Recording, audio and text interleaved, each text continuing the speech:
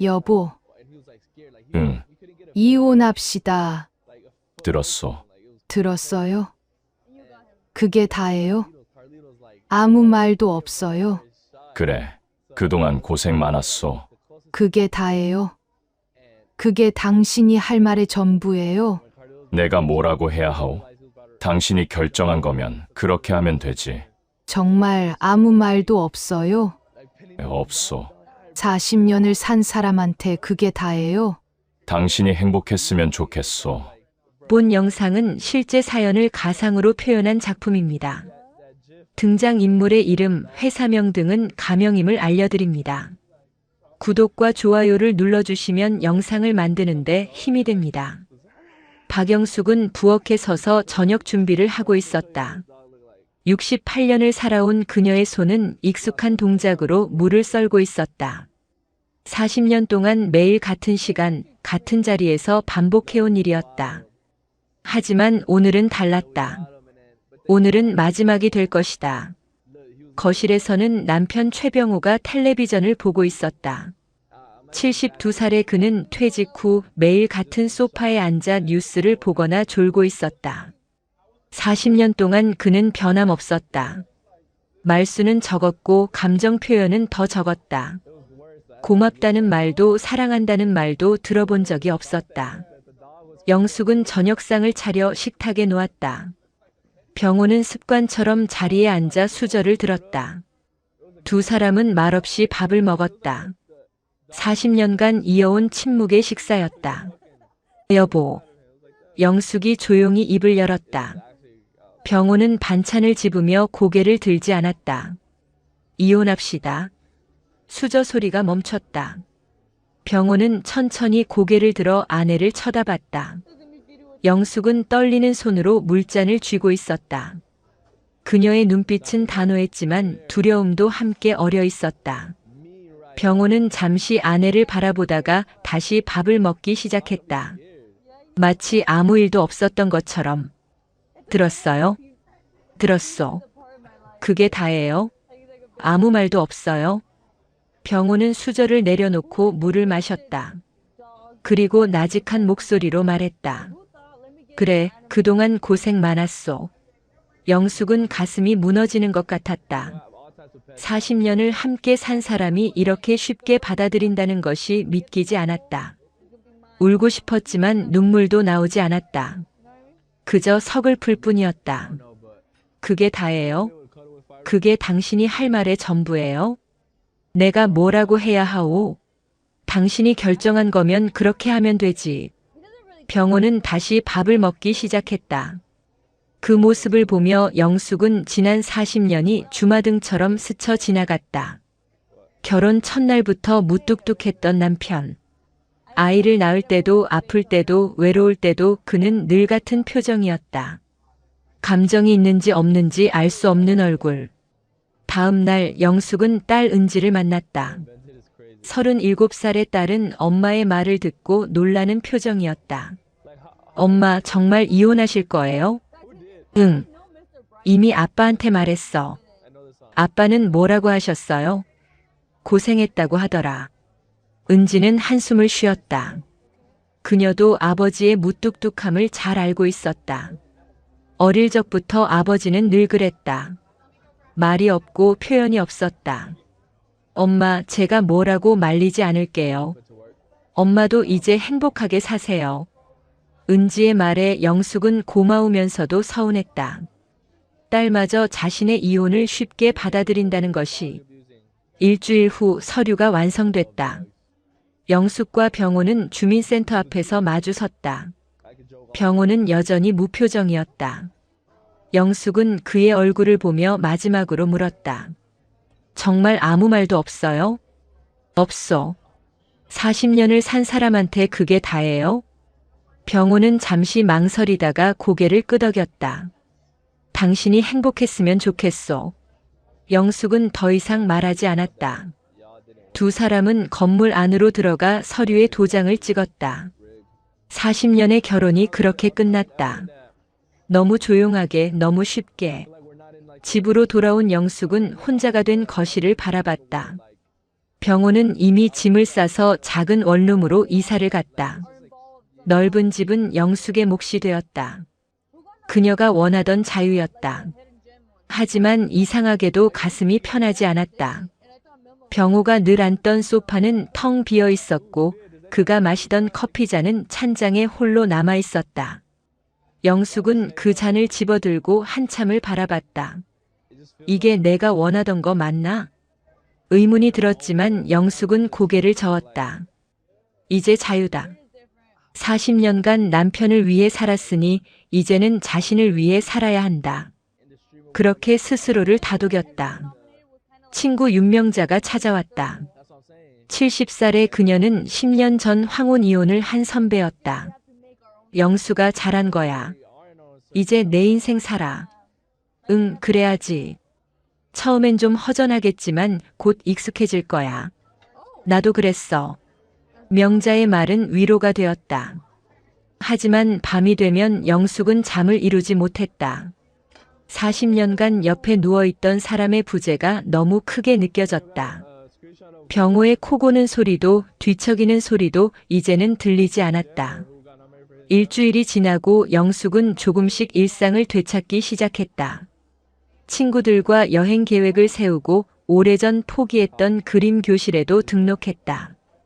겉으로는 웃고 있었지만 마음 한구석은 여전히 무거웠다. 어느 날 밤 영숙은 병호가 두고 간 물건들을 정리하다가 서랍 깊숙한 곳에서 낡은 수첩을 발견했다. 펼쳐보니 병호의 글씨였다. 메모들이 빼곡히 적혀 있었다. 영숙이 좋아하는 꽃백합, 영숙이 싫어하는 음식 고등어, 영숙이 생일 5월 12일. 영숙의 손이 떨렸다. 무심한 줄만 알았던 남편이 자신에 대해 이렇게 기록해두고 있었다니. 수첩을 넘기는 손이 점점 느려졌다. 마지막 페이지에는 최근 날짜가 적혀 있었다. 영숙이가 요즘 힘들어 보인다. 내가 부족해서 그런가. 영숙은 수첩을 가슴에 안고 눈물을 흘렸다. 이혼하길 잘한 걸까? 정말 자유를 얻은 걸까? 아니면 소중한 것을 잃은 걸까? 알 수 없었다. 한 달이 지났다. 박영숙은 친구들과 제주도 여행을 다녀왔고 그림 교실에도 꾸준히 나가고 있었다. 오랜만에 찾은 자유였다. 아침에 늦게 일어나도 누가 뭐라 하지 않았고 하루 종일 집을 비워도 눈치 볼 사람이 없었다. 이것이 바로 자신이 원하던 삶이었다. 친구 윤명자는 영숙의 변화를 보며 흐뭇해했다. 봐, 내가 뭘 했어? 이혼하고 나니까 훨씬 밝아졌잖아. 그런가? 당연하지. 표정도 편해 보이고. 하지만 영숙 스스로는 잘 모르겠었다.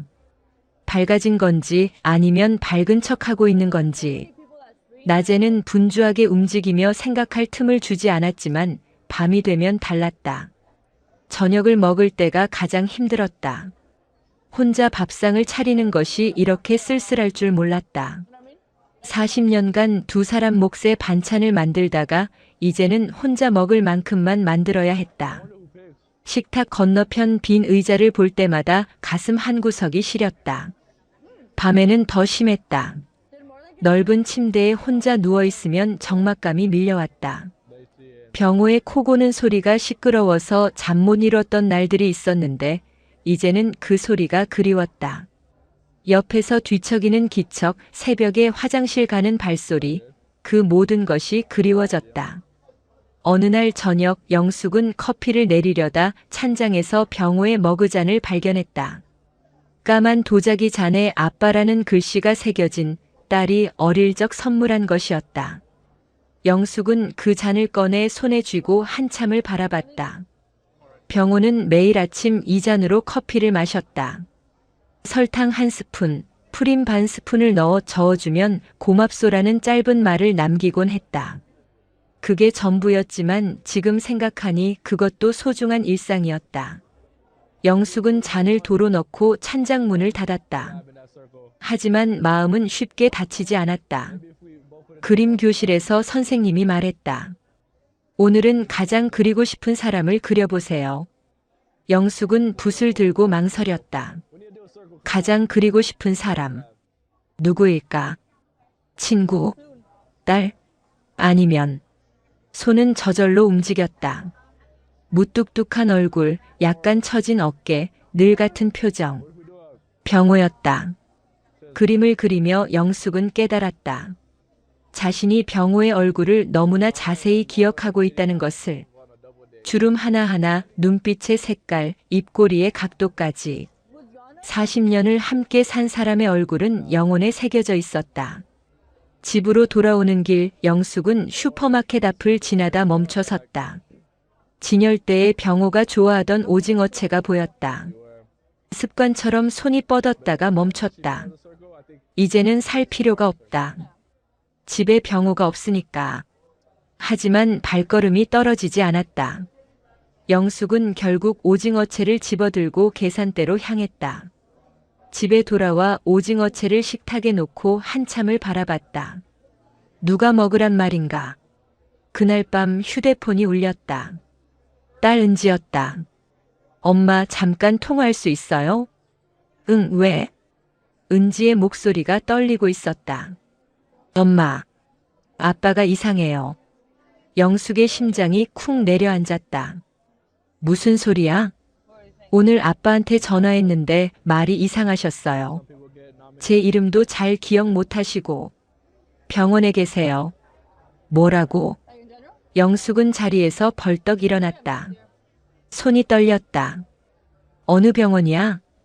서울대병원이요. 엄마 오실 수 있어요? 지금 간다. 영숙은 황급히 옷을 갈아입고 집을 나섰다. 택시를 잡아 타고 병원으로 향하는 동안 가슴이 두근거렸다. 병호에게 무슨 일이 생긴 걸까? 이상하다는 게 무슨 뜻일까? 병원에 도착하자 은지가 로비에서 기다리고 있었다. 딸의 눈은 붉어져 있었다. 엄마, 아빠는 어떻게 된 거야? 신경과 병동에 계세요. 의사 선생님이 검사 결과 나올 때까지 기다리래요.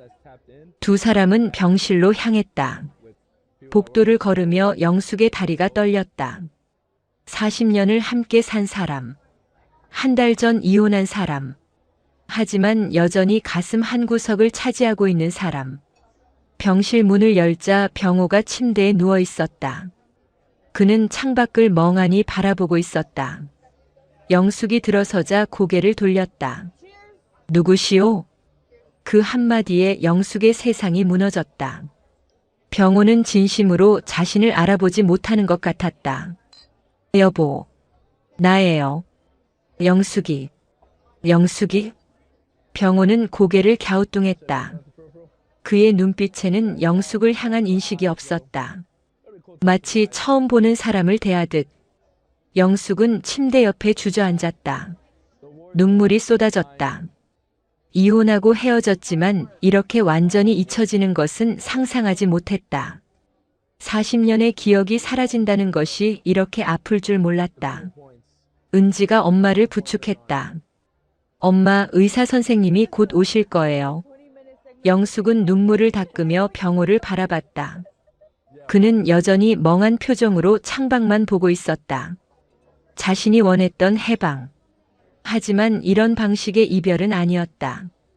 의사는 검사 결과를 들고 상담실로 영숙과 은지를 불렀다.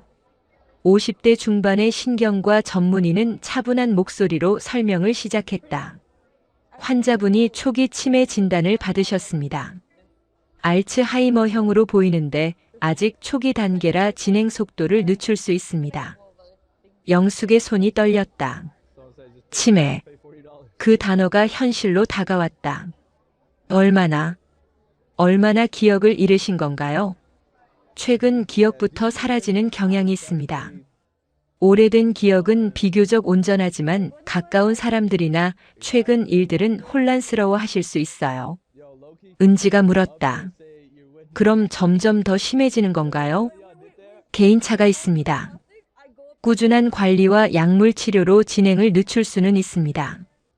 영숙은 고개를 떨어뜨렸다. 한 달 전 이혼한 사람.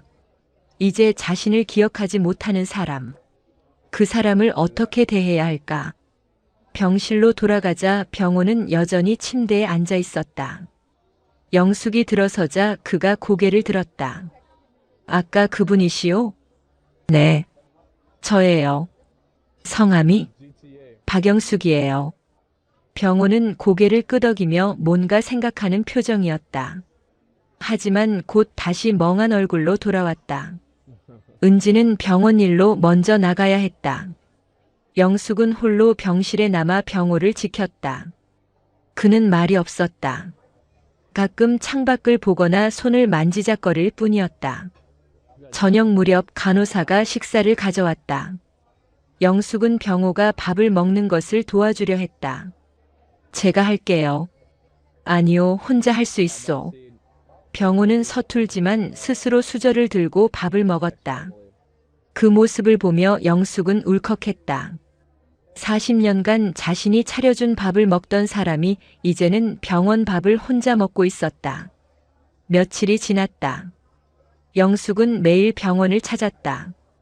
이혼한 사이지만 누군가는 병호를 돌봐야 했다. 은지는 일이 바빴고 다른 친척은 없었다. 결국 영숙이 간병을 맡았다. 처음에는 어색했다. 병호는 영숙을 알아보지 못했고 영숙도 어떻게 대해야 할지 몰랐다. 하지만 시간이 지나며 조금씩 익숙해졌다. 병호를 씻기고 약을 먹이고 산책을 시키며 영숙은 이상한 감정을 느꼈다. 40년간 함께 살면서도 이렇게 가까이 돌본 적이 없었다.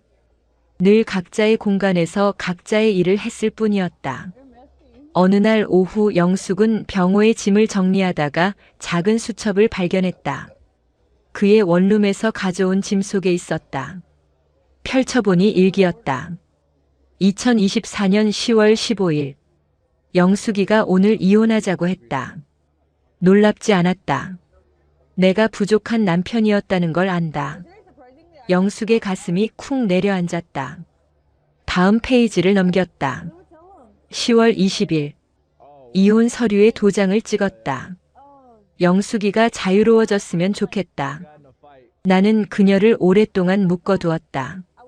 눈물이 흘러내렸다. 병호는 자신의 감정을 이렇게 글로 표현하고 있었던 것이다. 10월 25일. 영숙이 없는 집은 너무 조용하다. 그녀가 만든 밥이 그립다. 11월 3일. 오늘 영숙이 집 앞을 지나갔다. 창문에 불이 켜져 있었다. 그녀가 잘 지내는 것 같아 다행이다. 영숙은 수첩을 넘기며 흐느꼈다. 병호도 외로웠던 것이다. 표현하지 않았을 뿐 그도 아파하고 있었다. 마지막 페이지에 도달했을 때 영숙은 숨이 멎었다. 11월 15일. 영숙이 나를 떠나야 자유로울 것이다. 나는 그 자유를 지켜줄 것이다. 비록 내가 그녀를 기억하지 못하는 척해야 한다 해도. 영숙의 손이 떨렸다. 다시 읽었다. 그리고 또 읽었다. 기억하지 못하는 척. 이게 무슨 뜻일까? 병실로 뛰어간 영숙은 병호를 쳐다봤다. 그는 여전히 창밖을 멍하니 바라보고 있었다. 영숙은 그의 옆에 앉으며 조심스럽게 물었다. 여보, 정말 저를 모르는 거예요? 병호는 고개를 돌렸다. 그의 눈빛은 여전히 멍했다. 누구시죠? 하지만 영숙은 그 눈빛 속에서 뭔가 다른 것을 발견했다. 아주 짧은 순간 익숙한 온기가 스쳤다. 40년을 함께 본 눈빛. 그것은 분명 병호의 진짜 눈빛이었다.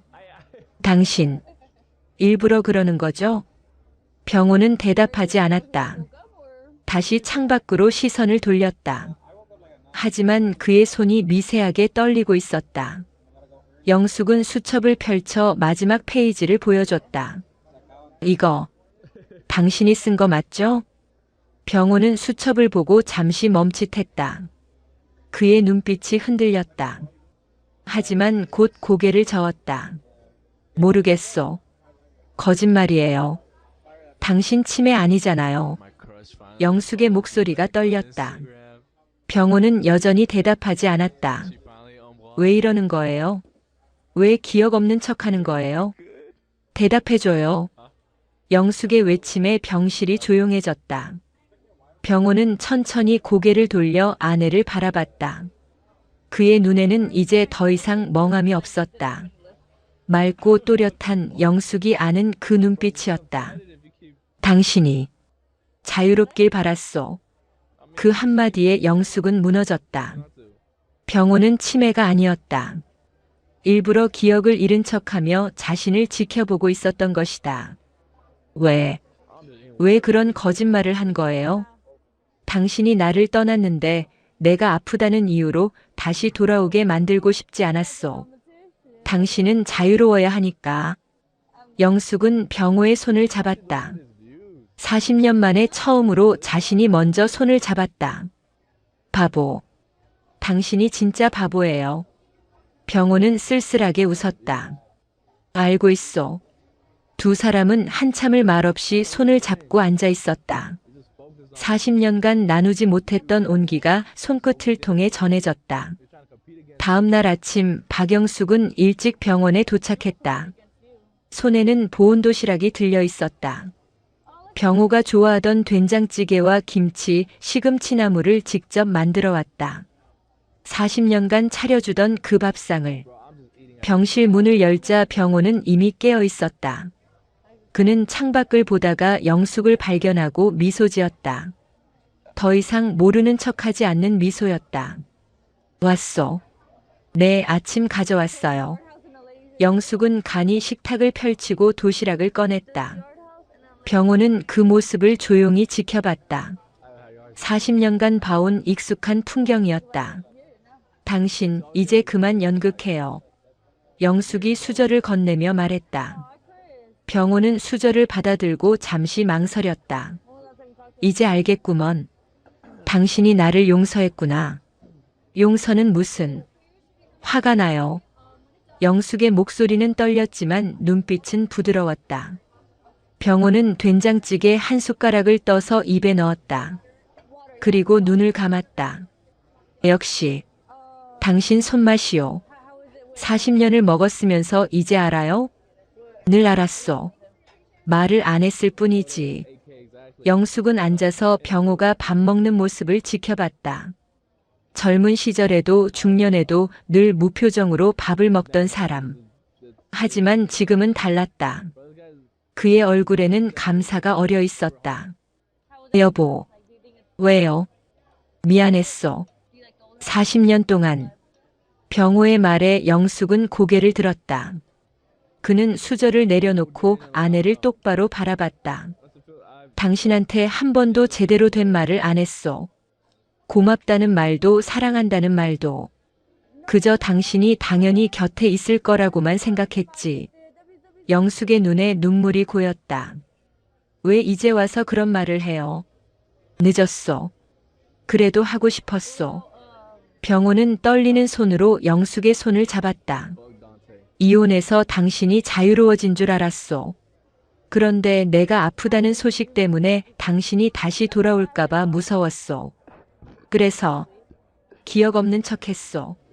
바보 같은 사람. 알고 있어. 나는 당신한테 늘 바보 같은 남편이었어. 영숙은 눈물을 닦으며 고개를 저었다. 아니에요. 당신은 서툴렀을 뿐이에요.